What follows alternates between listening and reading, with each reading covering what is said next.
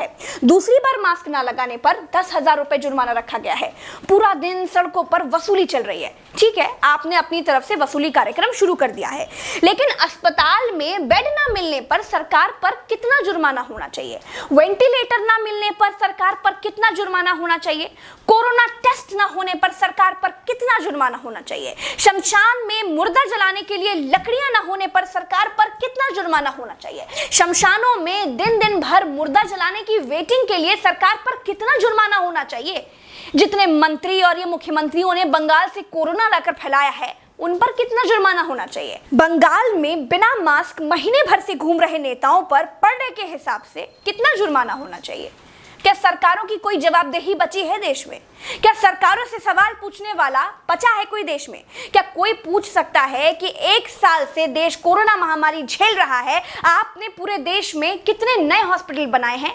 अगर नहीं बनाए तो क्यों नहीं बनाए हैं? क्या कोरोना आपदा में घिरे देश को 1000 करोड़ के नए संसद भवन की जरूरत थी? क्या देश को 300 करोड़ के नए बीजेपी दफ्तर की जरूरत थी? क्या देश को तत्काल 1100 करोड़ के राम मंदिर की आवश्यकता थी? मंदिर के लिए चंदा मांगा जा सकता है तो हॉस्पिटल बनाने के लिए भी सरकार चंदा मांग सकती थी, लेकिन अस्पताल बनाने की नीयत नहीं थी। मूर्ति बनाने की नीयत थी तो बना दी। सरकारों ने अस्पताल नहीं बनवाए। क्या इस देश की पब्लिक सरकारों पर कोई जुर्माना लगाएगी? क्या कोरोना आपदा में देश को कुंभ सजाने की आवश्यकता थी?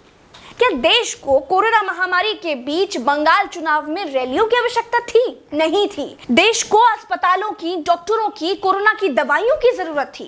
कुछ दवाइयां बनाई भी तो वाहवाही के चक्कर में विदेश भेज दी। आधे अधूरे टीकाकरण में देश अभी अटका हुआ है। और ये कैसा टीका बनाया है जिसे लगाने के बाद भी कोरोना हुआ जा रहा है? क्या कोई सवाल पूछेगा? चीन ने कोरोना को फैलाया और पूरी तरह से कंट्रोल कर लिया। अपनी जीडीपी में रिकॉर्ड बढ़ोतरी कर ली। चीन से सब कुछ तो ले ही लिया है, सीख भी ले लो। देश में सब आत्ममुग्धता के शिकार हैं। सबको अपनी अपनी तारीफ चाहिए। कुछ ने तारीफ के लिए तो फौज पाल रखी है, और जिनका मन फौज से भी नहीं भरता है, उन्होंने तारीफ के लिए सूचना और जनसंपर्क विभाग बना दिए हैं। गाते रहिएगा ना, जनता का बैंड तो ऑटोमेटिक बज ही रहा है। जिनके अगल बगल से कोरोना से लाशें नहीं उठी है ना, वो मेरी बात को नहीं समझ पाएंगे। जो कोरोना की पीड़ा से गुजरे हैं, जिन्होंने कोरोना से मरे हुए लोगों को शमशान में जलते देखा है, जिन्होंने कतार में लंबी लाशें देखी हैं, वो जान जाएंगे कि मैं क्या कह रही हूं और क्यों कह रही हूं।